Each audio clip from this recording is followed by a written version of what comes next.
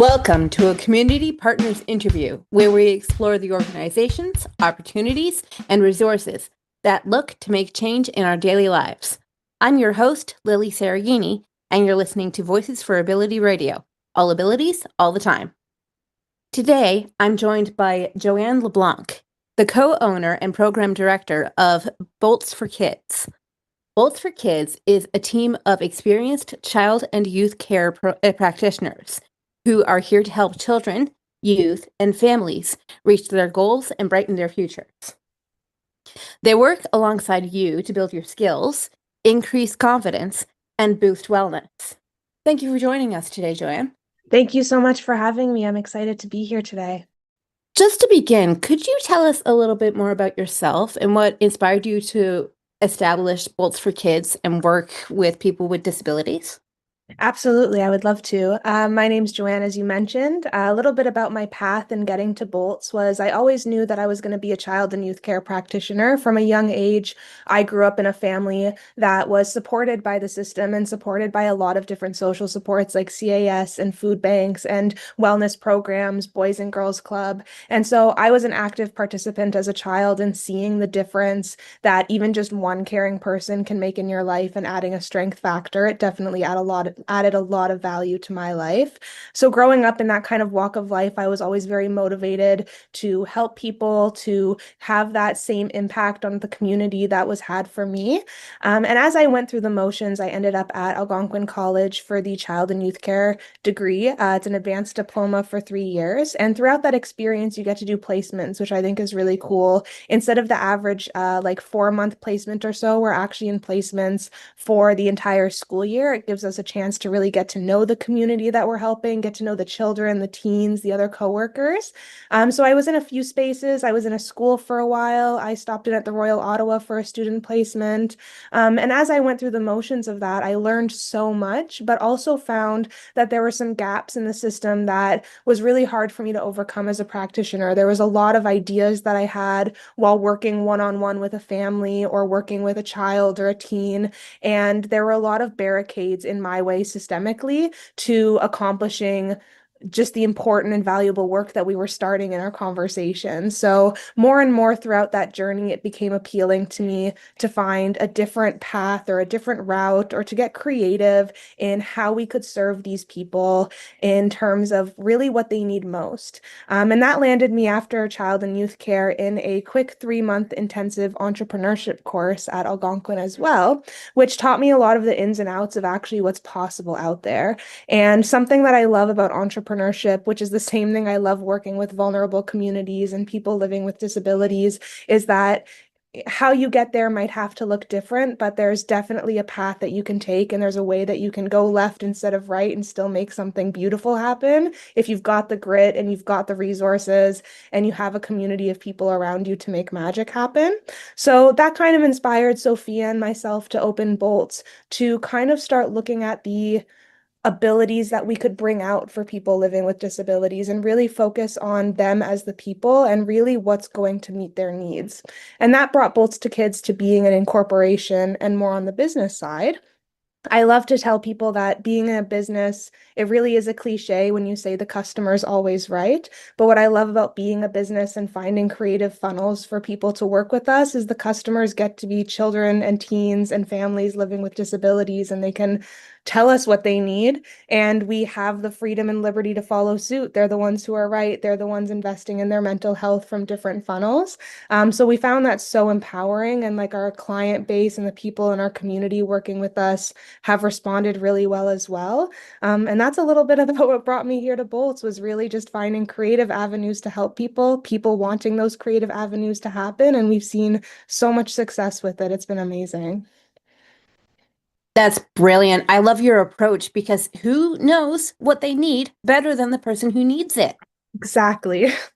Exactly. And I feel that that's something that the wider society, if you can say that, just sometimes doesn't really get. Absolutely. I think it gets lost a little bit along the hierarchy. Like, I think everyone who I've seen go into starting a venture of their own or like maybe being a non-for-profit. Like everyone has wonderful intentions to help people, but there's like definitely things that get lost in the hierarchy because there's a lot of statistics out there that I think I saw when I was in my entrepreneurship course. Like 75% of people in Ontario actually report not being able to find a service that they feel actually fits the needs that they have. So, like you hit the nail on the head, like really just asking and figuring out what it is they need, I find has been the best magic approach yet. For sure, for sure. In terms of getting things done, when I was doing my research, I saw that you have a number of programs to offer. Can you tell us a little bit more about those? Yeah, I would love to. The programs, the way we design them are one of my favorite parts because we have the power as kind of co-owners and directors and being child and youth workers ourselves to create programs based on what we're seeing. So they're all designed to evolve alongside the clientele who are coming to us. So our most intensive program is our one-to-one support program. That's where a child, a teen, or family get assigned one worker, one child and youth care practitioner that's 100% theirs. It's like having someone come alongside you on your care team to kind of take on the struggles with you of what it is you're facing and take on some of that load that your challenges or disabilities might bring you and say, okay, what in our scope can we take on with and for you? So we do that through play-based sessions with the children and teens mostly. There's also parent support components. Parents and children, they have an hour and a half every week, and then they have different add-ons if they want to do notes, if they want to do check-ins, if they want to have both, and kind of home sessions if that comes up, what kind of needs to be done here to make magic happen. From there, we have some group programs for kind of people who may not need that intensive one-to-one, but may not have found a service in the community that fits their social needs. A lot of children and youth come to our Light Switch program on the weekends, and that's where for 2 hours they get to play, have fun, build a community with other complex children and youth, and kind of use their strengths to address their needs. And we learn what they like to do, and we learn what they love to play. And then we use that play as the universal language to help them grow new skills, how to adapt to new environments, how to use your strengths to overcome this social challenge, this physical challenge, things like that. And then from there, we've got parent support groups that are launching in the fall, which I'm very excited about because we're taking these groups for a lot of parents that we encounter, their children struggle with a lot of big emotions, and it's difficult for them to join groups of other children successfully. But the one-to-ones aren't exactly the fit for them either because their children are struggling so much at home. And so we're very aware we see a different child in program than we parents might see at home because that's their safe space. There's a whole lot of other factors. We have children for an hour and a half, whereas parents have children 24/7. So there's a whole lot of different things that come up in the home environment. So we also have a parent group to kind of begin addressing those challenges with parents and giving them strategies. I'm a huge fan of empowerment. So along the way, from one-to-ones all the way to parent group, we're working very hard to share the same strategies that we've learned as child and youth care practitioners. We apply those interventions for children socially, emotionally, and behaviorally so that they can kind of feel empowered to overcome their disabilities in groups and one-to-ones. And then we're sharing those tips with parents as much as we can to help give them our toolbox too, to hopefully help them ease out of the system in time or feel like they have ways that they can address their challenges at home without constantly needing someone stepping in to do it for them. For sure, absolutely. I mean, self-empowerment is the biggest deal on the block, I think. That when people have the tools to do it, that they're able to do it and they don't need someone to hold their hand through the process. Exactly. It's very much a lot of our programs are very walk alongside programs, is we'll take this walk with you and hopefully we can learn things together that you feel like you can walk on your own as well. Brilliant. I love that approach. I saw on your website that you also have something called ebooks resources. Could you tell us a little bit more about what that is? Absolutely. Yeah, our ebooks and resources are launching soon. I'm also excited about that. I'm excited about everything we do. Um, But those have been really designed as the new funnel for people who might be seeking our services for a variety of reasons. So we've been reaching kind of more of a reputation outside of Canada, like farther throughout Ontario. And it's difficult to do in-person work with children and teens who aren't in the vicinity or the proximity to do work with us. So alongside the lines of sharing that toolbox piece that we do with the parents in our direct community here at our location of Bolts, ebooks and resources are a way that we can start sharing that toolbox with the families who live farther or maybe are more rural. So we have ebooks that vary from different topics that we've seen. I use all the same resources and explanations that I teach my own staff with here at Bolts, and I convert it into like a visual and much easier friendly, reading friendly version for parents, caregivers, or other professionals. We've got little resources on making a crisis plan in your home of helping a child make a visual of what they're going to do when they're triggered, or to work on expressive and receptive language but through play. So, like how to do reverse bingo games at home and how to do different games and activities centered around learning in a social emotional way because therapeutic activities is all what child and youth care is about. Play is the language of children. So we definitely use those resources to share that piece on big emotions, handling tantrums. What the biggest one in the works is called the Complex Handbook, which is just everything from A to Z that I've learned working with complex children and teens in hopes that it adds a little extra community care to parents who need it most. So it's very much hoping to expand our reach and expand our impact beyond people who can't access services from location and also through accessibility financially because not everyone can invest in their mental health through longer programs or weekly sessions or big commitments, and accessibility is something we're hoping to work on and increase over time, and ebooks is a really important first step to get there because it's a financially friendly option to get in your hands the exact same learning I'd give my staff helping complex kids on the floor. For sure, for sure. Considering the name of your organization, part of this is going to sound like a silly question, but are there any restrictions to joining Bolts for Kids, such as age, disability types, caregivers, family members only, things like that? A few. We try to reduce them as much as we can, and that's not a silly question at all, because both our original name used to be Limitless Youth, to kind of capture a bit more of that community feel. But in terms of ages, we work with ages from 3 to 26. I love that we work so high up into young adulthood because we work with the development of the brain, and the brain doesn't finish developing until 25. A lot of people we work with are chronologically one age, and developmentally, there's a lot that they're still struggling with. So we work from that age group to make sure we're covering basically children and youth age.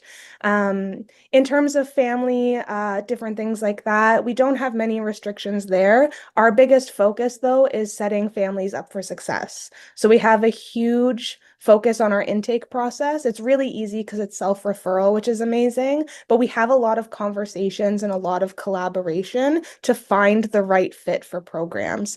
Because we find that if we can put children and youth and families into the right fit, then we're setting them up for success emotionally, behaviorally, so many things. One of the biggest traumatic experiences, I think, complex families or people living with disabilities, especially children, is that feeling of getting kicked out of a service. Oftentimes in relational child and youth care, we joke that oftentimes a child is refused services for the same reason that they were entering services in the first place. These children and families are struggling with certain things, and then because of those behaviors coming out, then they're being turned away from services for various safety concerns. So the biggest restriction for us is saying what program is the best fit for you, and if a program isn't successful for a child or a teen, we work with the family to find the program that they can be successful in and work their way up to reduce that as much as possible. Besides that, there's not really many restrictions. If we can work with it in our scope, we'll do it.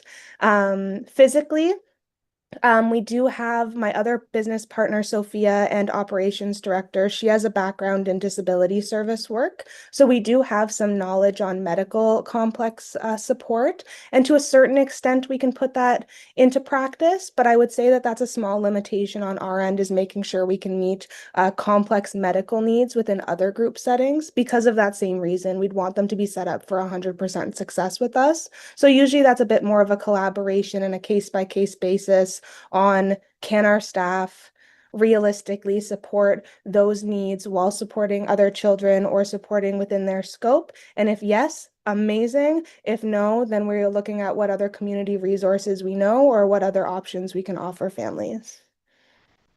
I love that you keep options open. It sounds very unrestrictive, actually, like very Thank you. expansive. That's actually a really good idea because I mean, where are people gonna turn? There are some programs where it's like you age out of this the second you turn 5 and get into the school system. Exactly. Or like you look at summer camps, like we have a teen summer camp now actually as one of our programs because children age out of it at 12.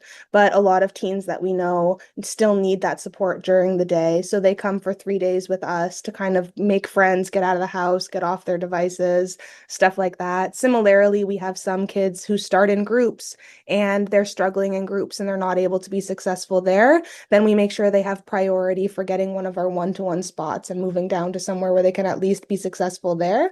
And we've had a lot of success with that, having children have to go down to one-to-ones and then successfully re-entering group and feeling quite happy. For sure, for sure. Yeah, I mean, it's all about malleability. Like, where are you going to fit best? What's best for you? It's not what's best for the organization, what's best for you. Absolutely. I love that. Without using any names, can you share a success story that happened in your organization? Like, what supports were put into place to make that person successful? Yeah, totally. I've actually have a recent one that's been on my mind. I would love that. We'll call him Jerry though, so I don't use his real name. But Jerry was a teen who started working with us. I believe it was a year and a half ago now, and he was struggling at the time with he had a lot of changes to his medication going on, a lot of difficulty attending school, and he was experiencing a lot of aggression at home, at school, and in the community in the terms of verbal aggression and physical aggression. And so he started it with us in a one-to-one program, and he worked with us on communication and how to express his needs safely, and also on working on that vulnerability and trust piece, because trust was very difficult for him to obtain with adults. He was often pushing people away before they could get too close, having these triggers that were relational and feeling like he might be abandoned, and then often kind of turning that into some sabotage for his relationships here. So we used a lot of successful approaches in one-to-ones to build that trust with us through managing his behaviors. We're a hands-off organization, so we use the verbal de-escalation continuum in terms of matching appropriate verbal responses to the behavioral escalation we're seeing. So we worked with him in that regard, helping him to respond to our limits safely, helping him feel empowerment over the space was a huge win, helping him choose the structure of his sessions with us in terms of what we would play, when we would play it, and helping him see where he could have control and empowerment as well, and then balancing that out with our need for empowerment as his staff as well. The reason that this was so successful was because he moved into groups later that year and sadly was not successful there. It was very overstimulating for him. Similar difficulties that we saw in his one-to-ones were coming out tenfold with his peers, because there were so many more social triggers. So he was becoming increasingly verbally aggressive. We tried to work with him in group on that regard, to protect his dignity first and foremost. So we were reframing a lot of his phrases, helping his peers to understand his needs a little better, making sure he had one-to-one support as often as possible. Sadly, later that year, he became aggressive in group and got quite escalated and became physically aggressive with the staff. The reason that this became such a success story is because after that, that's where we had to have one of those hard conversations about what program is going to be the right fit. So we worked with his mother and with him to take a small break from groups in hopes to go back to one-to-ones and say, this is where your needs are going to be met most because you're clearly not feeling positive after these interactions with peers. You're feeling very stressed in a group setting. We used a lot of client-centered and a lot of person-centered observations in terms of how we could see he was feeling based on his escalation. That was really important to us to make sure that he didn't feel shame or guilt for the behaviors that were coming out. And instead, we could build awareness with him about what were the signs that this just isn't working for him. What was his body and his behavior communicating to us that we could then interpret and we could shift with him. So we decided to go back to one-to-ones for a little while. So I moved few things around because him and I are very close. We have a really good therapeutic rapport. He felt very discouraged about going back to one-to-ones, and we had a very difficult time with the idea that we would be talking a lot about what happened or talking a lot about his shame. So similar what we did before, we restructured, and our sessions were actually playing Legend of Zelda on the Wii together. And he was fine with coming to play Legend of Zelda with me because it felt very indirect, it felt a little safer, and it was also a really good buffer of a game. And therapeutically, what I love about Zelda is there's also a lot of problem solving and a lot of puzzles and a lot of challenges. So we ended up working together through the one-to-ones. I would read the walkthrough and he would read and he would play the game and we would work back and forth. And indirectly, even though we weren't talking about the incident that happened, he was letting me in to help him with challenges, even though they were challenges in the game instead of life. And over time, this led to more constructive conversations and safety planning at home and using our time to talk a little bit about how we could manage triggers safely. From the escalation that moved him down to one-to-ones, he sadly wasn't able to come to summer camp. After his big escalation, he wasn't able to meet the policy structure to attend summer group camp, so we had to move him to one-to-ones instead of that. The success in all this is that we were doing that for about since last May. He had to move to one-to-ones. We did one-to-ones through the summer. We did one-to-ones throughout September. We did one-to-ones from January to June. And then he was able to rejoin summer camp this year successfully, and he has never been more successful in his time here. It's amazing. He did a few introductions to some teens at youth group earlier in this year. We brought him into the group and kind of gave it a test go, because something I love about our groups is that our facilitators are the same among all the programs. So it doesn't feel too scary going into big changes, and we can move kids around to like try this out once and do this in a little bit. And now he's at summer camp and he's like making solid friendships. He's successfully managing his triggers. He's able to respond to words and phrases about like remembering to express his needs politely, which used to be a very big trigger and expose a lot of shame for him. So that's one of my favorite success stories right now, just to see him go through the different motions while still being willing to let us kind of hold his hand through it and guide him into what would work best.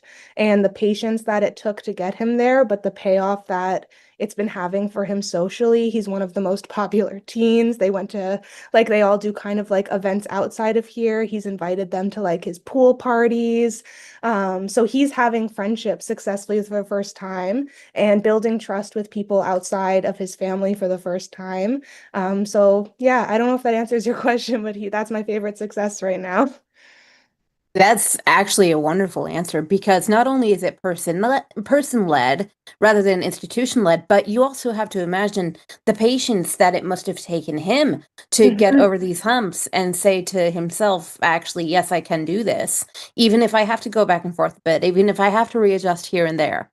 Absolutely. Honestly, like seeing the resilience that he's had through his journey has been inspiring. And like just him being willing to work with us on that has been so amazing to see. Because the more people you have cheering you on and the more people you can trust and rely on, the easier those transitions get, because you have a safety net of people who are going to be there to catch you. Sure. On the opposite end of the scale, what is the one bad thing that you see happening over and over again with people with disabilities that shouldn't be happening? And what do we do to fix it? That's a good question. I would say one of the biggest struggles that I see of children and youth living with disabilities right now would be Disobedience, I guess, for if I had to label it as one, and how we see disobedience. A good surface level example when I was in one of my student placements as a school is there was a lot of rules about the children being on their phones and the teens being on their phones, and a lot of adults at the same time were all on their phones, so and then same thing with like when children get labeled as defiant or oppositional. I think there's a definite needs-based lens that we're missing when we look at obedience in children, especially when we look at where rules come from and the history of why schools were invented and so many different factors. And children are starting to question that. Developmentally, they're struggling. Emotionally, they're already struggling with a lot of executive functioning difficulty. So, at a baseline, I think the world and society has a lot of room for improvement of seeing disobedience as what skills are lagging, because we've seen a lot of success on the opposite side of the spectrum. But also with children who are starting to question that and get labeled as defiant, who maybe don't want to go along with certain rules because they can't understand why.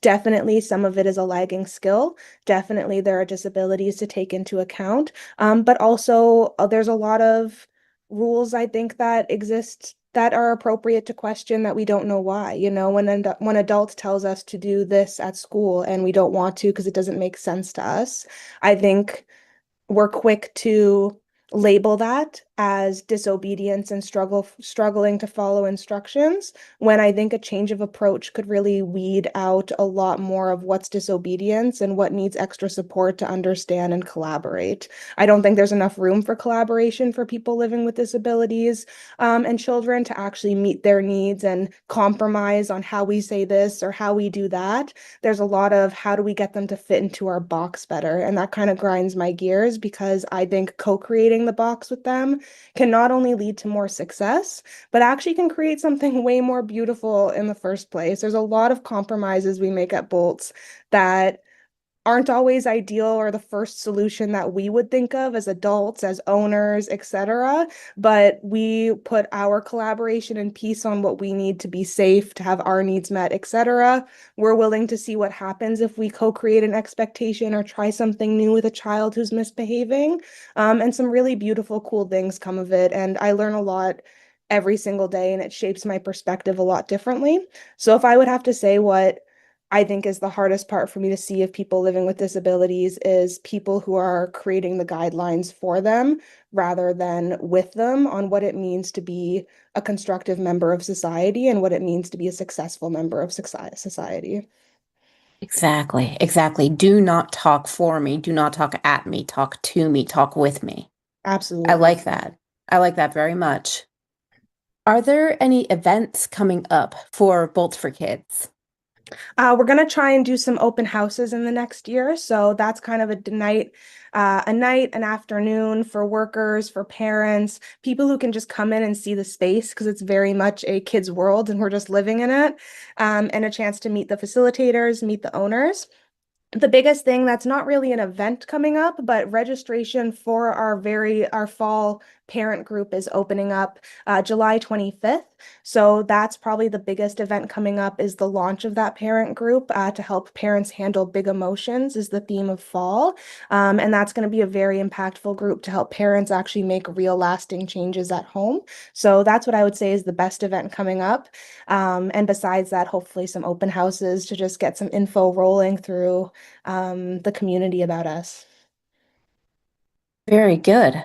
Now, okay, if someone wanted to be a participant and take advantage of your resources, and or if someone wanted to be a volunteer or an employee with Bolts for Kids, how would they get in touch with you?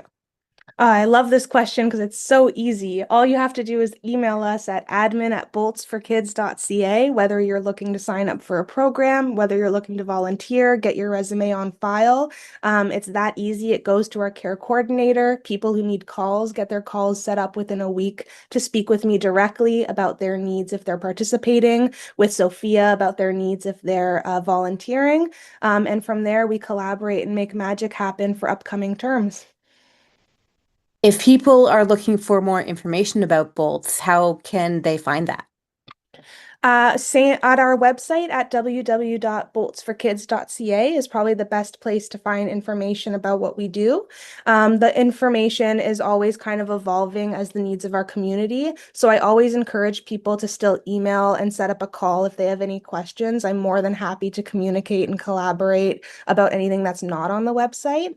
But the website is pretty detailed with what we have to offer at a general scope. So I would say visit us at boltsforkids.ca. Excellent.